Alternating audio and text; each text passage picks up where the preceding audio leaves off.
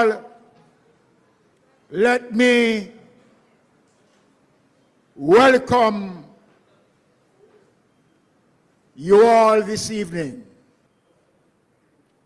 to the first in a series of meetings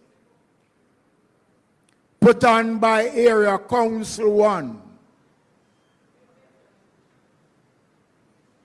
And the theme is The Truth Matters. And why we have chosen that theme is to mash down the lies, the mischief, and the misinformation that is being spread by those who have lost their ways. They have no vision. They don't know where they're going. So instead of being honest, they use everything and turn it. And then they are supported by elements in the society. An incident took place in my constituency on Tuesday.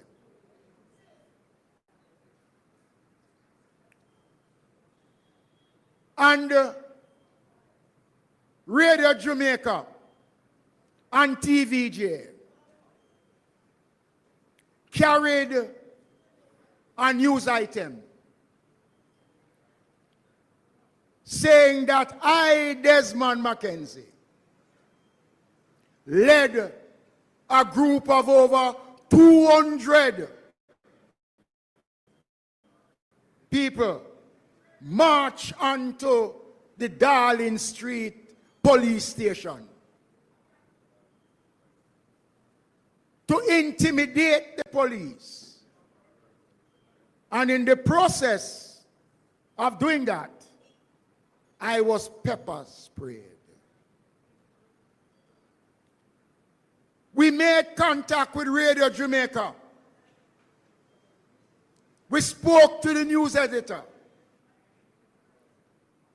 We said to him that the report that you carried is misleading. It is false. They said they will listen to it and get back to us. They didn't.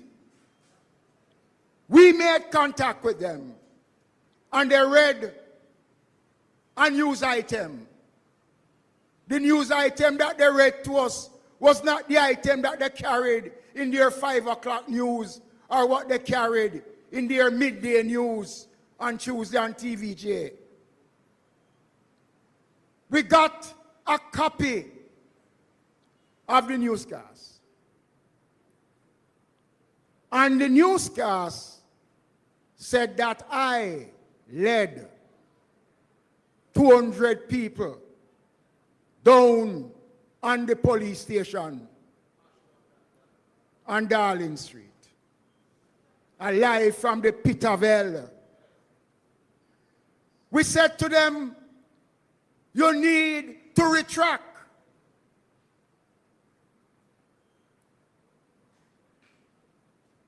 They have not done so, so I put out a release this morning contradicting what they said.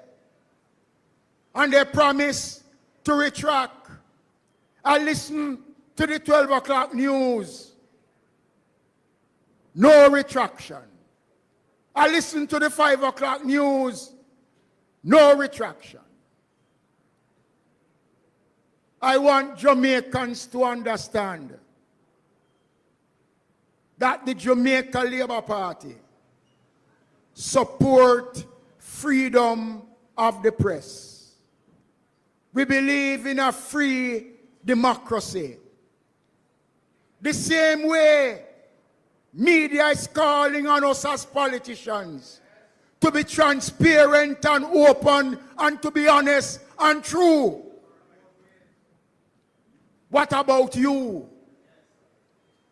Isn't there a standard for honesty and decency that should be displayed by media in this country? You go around and you malign people and you tell lie on people because you want to get ratings and to sell newspaper. I am not going to accept what the RGR Gleaner Communication Group has done. I'm not going to accept it. Somebody must stand up to these people. We cannot continue as a country. They did the same thing with the third party, with the third country situation. They carried damaging stories, put a woman's life and her property in danger. This woman's property, her investment.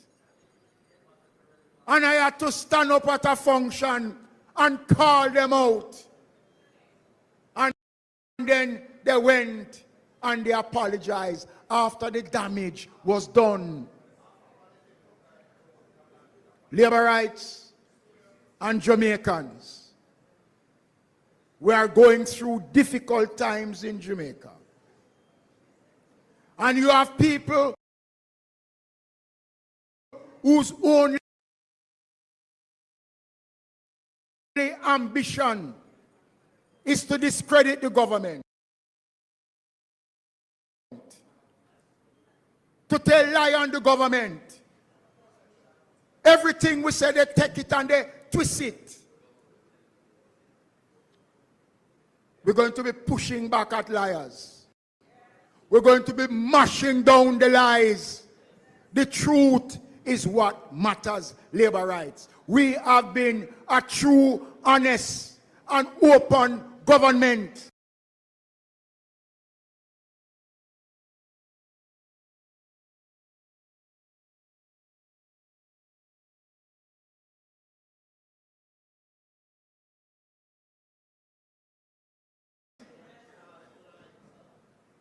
We have handled the affairs of Jamaica in a way that they, when they were there before, they can't point to any major accomplishment. But labor rights, it is not an easy road. And so we have to provide the information, not just to party supporters, but to the country in general as to what we have been doing since 2016 as a government. And so we have brought together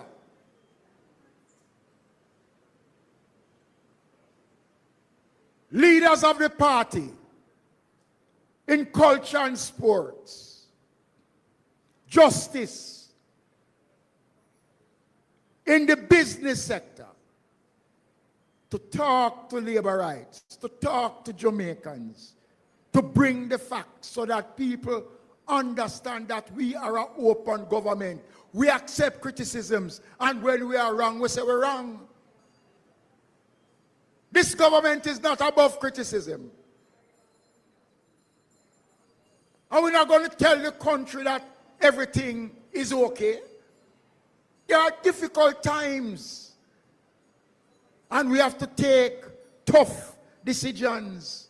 Not all the decisions we have taken as a government, people are happy. But we have taken those decisions in the interest of the Jamaican people.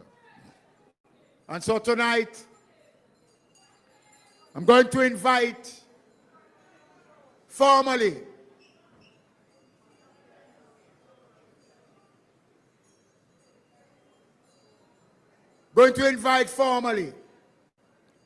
to welcome you to his constituency. He was elected recently as the new chairman of Area Council 1. councillor for Northwest St. Andrew. MP for Northwest. Following in the footsteps of his father, who was chairman of Area Council and then went on to become deputy leader of Area Council and then member of parliament. So let us welcome